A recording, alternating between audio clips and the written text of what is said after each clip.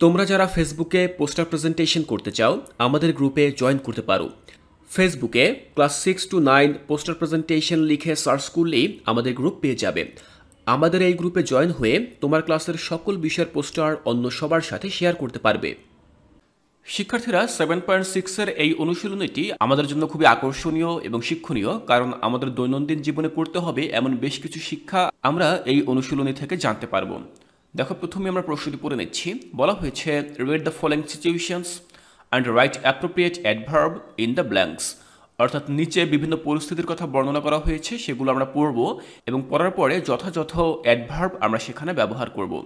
শিক্ষার্থীরা প্রথমেই আমরা প্রথম পরিস্থিতিটি পড়ে নিচ্ছি। দেখো, এখানে বলা হয়েছে a clean place is a safe place, অর্থাৎ পরিচ্ছন্ন জায়গাই হচ্ছে নিরাপদ জায়গা। Cleanliness is very important for all of us. পরিষ্কার পরিচ্ছন্নতা আমাদের সকলের জন্যই খুবই গুরুত্বপূর্ণ। We must keep our self and our surroundings clean. আমাদেরকে অবশ্যই আমাদেরকে এবং আমাদের যে চারিপাশ, সারাউন্ডিংস মানে হচ্ছে চারিপাশ, এগুলোকে পরিষ্কার পরিচ্ছন্ন রাখতে হবে। If we clean our surroundings, যদি আমরা আমাদের চারিপাশ পরিষ্কার পরিচ্ছন্ন রাখি, আদার্স উইল ফলো আস, অন্যরাও আমাদেরকে অনুসরণ করবে। And we will have a safe and healthy life, এবং আমরা সকলেই একটি নিরাপদ এবং স্বাস্থ্যকর জীবন পাব। শিক্ষার্থী দেখো, পরিষ্কার পরিচ্ছন্নতার গুরুত্ব সম্পর্কে আমাদেরকে জানানো হয়েছে এখানে। তো তোমরা যখন এই পৃষ্ঠাটির মধ্যখানে আসবে তখন তোমরা খুব সুন্দর একটি ছবি দেখতে পাবে। আমি কিন্তু ছবিটা তোমাদেরকে এখানে দেখাচ্ছি না, তোমরা তোমাদের মূল বইয়ের 72 নম্বর পৃষ্ঠা থেকে এই ছবিটি মিলিয়ে নিবে। তো তোমরা দেখতে পাচ্ছ এখানে দুজন ছাত্রছাত্রী তারা কোনো একটি জায়গা পরিষ্কার পরিচ্ছন্ন করছে। তো এটি সম্পর্কে কিন্তু আমরা জানতে পারলাম উপরে যে আমাদেরকে পরিষ্কার পরিচ্ছন্ন রাখতে হবে আমাদের চারিপাশ। তো এখন দেখো নিচে বলা হয়েছে so let's clean our surroundings, তাহলে চলো আমরা আমাদের চারিপাশ পরিষ্কার পরিচ্ছন্ন রাখি। এখন এই যে খালি জায়গাটুকু দেওয়া রয়েছে, এই জায়গায় আমাদেরকে লিখতে হবে একটি অ্যাডভার্ব। সেটি কি? দেখো, বলা হয়েছে so let's clean our surroundings, তাহলে চলো আমরা আমাদের চারিপাশ পরিচ্ছন্ন রাখি। এখন এই শূন্যস্থানে বসাবো আমরা যে কিভাবে আমরা আমাদের চারিপাশ কিভাবে পরিচ্ছন্ন রাখবো। তাহলে আমরা এখানে লিখতে পারি নিটলি, অর্থাৎ আমাদের চারিপাশ neatly. So let's clean our surrounding neatly, অর্থাৎ আমাদের চারিপাশ খুবই পরিষ্কার পরিচ্ছন্নভাবে রাখি। চলো পরবর্তী পৃষ্ঠায় চলে যাই। 73 নম্বর পৃষ্ঠায় আমাদেরকে এখানে বলা হয়েছে stop, look and cross the road, অর্থাৎ একটু দাঁড়াও, তাকাও, তারপরে রাস্তা পার হও। দেখো, বলা হয়েছে in cities, specially in big cities, it's very risky to cross a road. বলা হয়েছে সাধারণত কোনো শহরে, বিশেষ করে বড় কোনো শহরে রাস্তা পারাপার হওয়া একেবারেই রিস্কি বা ঝুঁকিপূর্ণ। দেখো, এখানে বলা হয়েছে রিস্কি, RISKY, রিস্কি মানে হচ্ছে ঝুঁকিপূর্ণ। আর ক্রস, CROSS, ক্রস মানে হচ্ছে পারাপার হওয়া বা অতিক্রম করা। তো কি বলা হয়েছে বাক্যটি আবার পড়ো। In cities, specially in big cities, it is very risky to cross a road, অর্থাৎ শহরে, বিশেষ করে বড় কোনো শহরে রাস্তা পারাপার হওয়া একটু ঝুঁকিপূর্ণ। ওয়াইল ক্রসিং দ্য রোডস, যখন রাস্তা তুমি পারাপার হবে, ডোন্ট রান, কখনো দৌড়াবে না। শিক্ষার্থীরা যখন রাস্তা পারাপার হবে তখন তোমরা কখনো দৌড় দেবে না। Never use a mobile phone when you are crossing a road, কখনোই রাস্তা পারাপার হওয়ার সময় মোবাইল ফোন ব্যবহার করবে না। আমরা অনেক সময় কি করি, রাস্তা পারাপার হওয়ার সময় আমাদের মোবাইল হাতে থাকে এবং আমরা মোবাইলের দিকে তাকিয়ে তাকিয়ে হাঁটি, অথবা অনেক সময় দেখা যায় মোবাইলে কথা বলতে বলতে আমরা রাস্তা পারাপার হই। এটি কিন্তু কখনোই করা যাবে না। Only cross a road on the zebra crossing or through a flyover. বলা হয়েছে যখন রাস্তা পারাপার হবে শুধুমাত্র জেব্রা ক্রসিং এবং ফ্লাইওভার এগুলো ব্যবহার করবে যদি সেগুলো সেখানে থাকে। তাহলে এখানে আমাদেরকে শিক্ষা দেওয়া হয়েছে যে যখন আমরা রাস্তা পারাপার হব অবশ্যই খুবই মনোযোগের সাথে রাস্তা পারাপার হব, কখনই আমরা মোবাইল ফোন ব্যবহার করা অবস্থায় রাস্তা পারাপার হব না। তো তোমরা এখানে আরও একটি ছবি দেখতে পাচ্ছ যেখানে দেখা যাচ্ছে যে মানুষেরা রাস্তা পারাপার হচ্ছে, তারা রাস্তার মধ্যে একটি জেব্রা ক্রসিং রয়েছে এবং সেই জায়গা থেকেই কিন্তু তারা রাস্তা পারাপার হচ্ছে। তো এই চিত্রটিও তোমরা তোমাদের মূল বইয়ের 73 নম্বর পৃষ্ঠার যে ছবিটি রয়েছে সেখান থেকে তোমরা মিলিয়ে নিবে। আমি এখানে ছবিটি দেখাচ্ছি না। তো দেখো, একটু নিচে আসলে আমরা আরেকটি বাক্য দেখতে পাবো। বলা হয়েছে so let's cross a road, তাহলে চলো রাস্তার পারাপার হই। এখন রাস্তা পারাপার হব কিভাবে আমরা, আমাদেরকে তো শিক্ষা দেওয়া হয়েছে যে কিভাবে আমরা রাস্তা পারাপার হতে পারি। তাহলে এখানে আমাদেরকে একটি অ্যাডভার্ব বসাতে হবে। সেই অ্যাডভার্বটি আমরা কি বসাবো বলো তো? আমরা এখানে লিখতে পারি কেয়ারফুলি অর্থাৎ সতর্কতার সাথে। So let's cross a road carefully, তাহলে চলো আমরা সতর্কতার সাথে রাস্তা পারাপার হই। আমরা এই শূন্যস্থানে লিখব কেয়ারফুলি। চলো পরবর্তী অনুচ্ছেদটি আমরা পড়ে নিচ্ছি। বলা হয়েছে সেভ আওয়ার বেস্ট ফ্রেন্ডস, আমাদের ভালো বন্ধুকে আমরা রক্ষা করি। এবং সেটি এখানে কি বলা হয়েছে দেখো, trees are useful for us in many wedge, গাছ বিভিন্নভাবে আমাদের জন্য উপকারী। Also trees are Holmes for several birds and animals, এবং বলা হয়েছে পাশাপাশি গাছ অন্যান্য পাখি এবং পশুদেরও আবাসস্থল। দেখো সেভারেল, সেভারেল শব্দের অর্থ হচ্ছে বিভিন্ন, আর হোমস মানে হচ্ছে বাসা, এটা তো আমরা আগেই জানি। গাছ আমাদের জন্য অনেক উপকারী, পাশাপাশি এই গাছ অনেক পশু পাখিরও কিন্তু বাসস্থল। They provide shelter to them, এই গাছগুলো তাদেরকে আশ্রয় দেয়। দেখো প্রোভাইড মানে হচ্ছে সরবরাহ করা বা প্রদান করা, আর শেল্টার SHELTER, শেল্টার মানে হচ্ছে আশ্রয়। তো এই গাছগুলো তাদেরকে আশ্রয় দেয়। ইন আদার ওয়ার্ডস, অন্য কথায় বলতে গেলে, trees fulfil the role of a best friend in every human being in life. অন্য কথায় বলতে গেলে এই গাছ একজন ভালো বন্ধুর ভূমিকা রাখে একজন মানুষের জীবনে বা মানব জীবনে। তাহলে আমরা পড়লাম গাছের উপকারিতা আমাদের জীবনে আসলে ঠিক কি, আমরা কিন্তু এই জায়গা থেকে এটি জেনে নিলাম। শিক্ষার্থীরা তোমরা এখানে একটি চিত্র দেখতে পাচ্ছ, যেখানে একটি গাছের ছবি দেওয়া রয়েছে। আমরা দেখতে পাচ্ছি সেই গাছে দুইটি পাখি রয়েছে এবং একটি কাঠবিড়াল রয়েছে। তো এই সকল পশু পাখির বাসস্থল কিন্তু এই গাছ। শিক্ষার্থীরা এই ছবিটিও তোমরা মিলিয়ে নেবে। এরপরে আমরা নিচে যখন আসবো সেখানে আমরা কিন্তু দেখতে পাবো আরেকটি প্রশ্ন, সো লেটস লাভ ট্রিজ, তাহলে চলো গাছগুলোকে ভালোবাসি। গাছগুলোকে কিভাবে ভালোবাসবো সেই অ্যাডভার্বটি আমরা এখানে বসাবো। দেখো এখানে আমরা লিখতে পারি ডিপলি, প্যাশনেটলি, অর্থাৎ গাছগুলোকে আমরা গভীরভাবে ভালোবাসি অথবা আবেগের সাথে ভালোবাসি। তাহলে এই শূন্যস্থানে যে অ্যাডভার্বটি আমরা বসাবো সেটি হতে পারে ডিপলি অথবা প্যাশনেটলি। তাহলে আমরা লিখলাম so let's love trees deeply or passionately.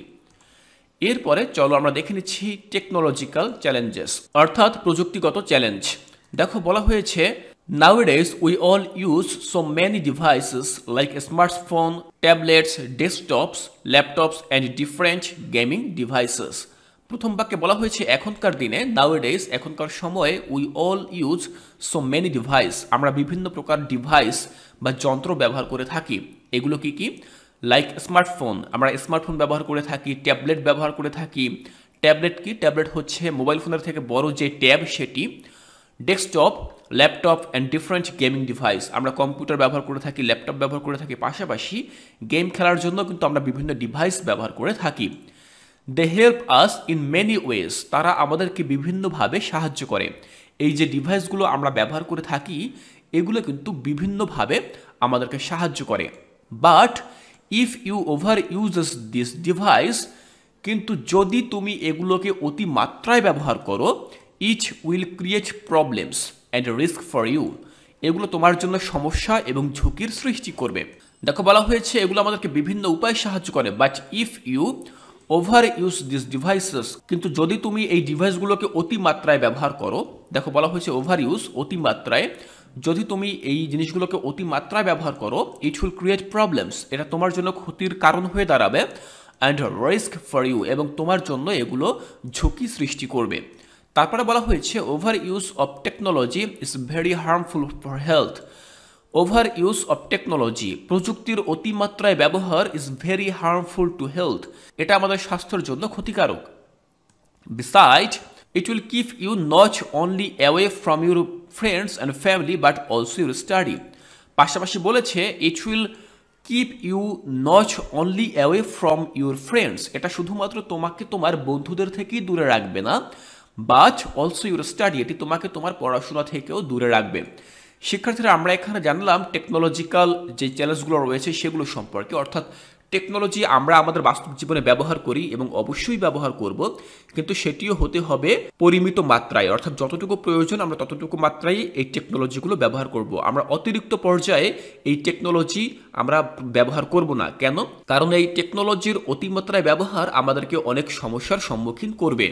শিক্ষার্থীরা এখানে তোমরা ছবি দেখতে পাচ্ছ, একটি মেয়ে তার হাতে একটি ট্যাবলেট ইউজ করছে, তার পাশে একটি ফোন রয়েছে এবং তোমরা এই ছবিটি তোমাদের মূল বই থেকে মিলিয়ে নেবে। শিক্ষার্থীরা এখানে একটি প্রশ্ন রয়েছে, সেটি কি? সো লেটস আওয়ার ডিভাইসেস, তাহলে চলো আমরা আমাদের ডিভাইসগুলো ব্যবহার করি। কিভাবে ব্যবহার করি সেটি আমাদেরকে এখানে লিখতে হবে। এখানে আমরা লিখব সো লেটস ইউজ ডিভাইসেস, চলো আমরা ডিভাইসগুলো ব্যবহার করি কেয়ারফুলি। আমরা লিখতে পারি কেয়ারফুলি, অর্থাৎ সতর্কতার সাথে আমরা এই ডিভাইসগুলো ব্যবহার করি। অথবা কেয়ারফুলির বদলে আমরা চাইলে এখানে লিখতে পারি কনশাসলি মানে হচ্ছে সচেতনভাবে, সচেতনতার সাথে। তাহলে আমরা এখানে লিখতে পারি সো লেটস ইউজ ডিভাইসেস কনশাসলি, সচেতনতার সাথে আমরা এই ডিভাইসগুলো ব্যবহার করি। এবার সবশেষে আরও একটি অনুচ্ছেদ রয়েছে, সেটি কি? Two heads are better than one. বলা হয়েছে two heads are better than one, অর্থাৎ দুই মাথা এক মাথার থেকে ভালো। শিক্ষার্থীরা, দুই মাথা এক মাথার থেকে ভালো বলতে কি বোঝানো হয়েছে? অনেকে মিলে সাহায্য করা যায়, কিন্তু যেখানে একজন ব্যক্তি একা থাকে তখন কিন্তু তাকে সাহায্য করার মতো আর কেউ থাকে না, এটি বোঝানো হয়েছে। তো আমরা একটু এই সিচুয়েশনটি বিস্তারিত পড়ি। You can't do alone some of the best thing in your life. বলা হচ্ছে তুমি তোমার জীবনের ভালো কোনো কিছু কখনোই একা করতে পারবে না। You can't play some of most exciting game like cricket or football alone. তুমি কখনোই এই ধরনের খেলাগুলো, যে ক্রিকেট এবং ফুটবল, এই এক্সাইটিং গেমগুলো তুমি কখনোই একা একা খেলতে পারবে না।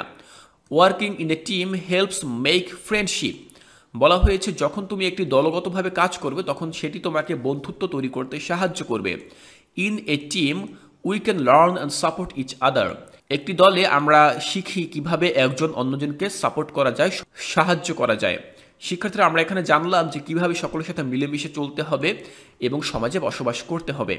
এবং তোমরা এখানে একটি ছবি দেখতে পাচ্ছ, যে ছবিতে দেওয়া রয়েছে দুইটি ছোট ছেলে, তারা ফুটবল খেলছে একজন অন্যজনের সাথে। এখন আমরা নিচে যদি আসি, বলা হয়েছে সো লেটস সাপোর্ট, তাহলে চলো আমরা একে অন্যকে সাহায্য করি। কিভাবে সাহায্য করি? আমরা এখানে লিখতে পারি সিনসিয়ারলি, অর্থাৎ আন্তরিকভাবে একে অন্যকে সাহায্য করি।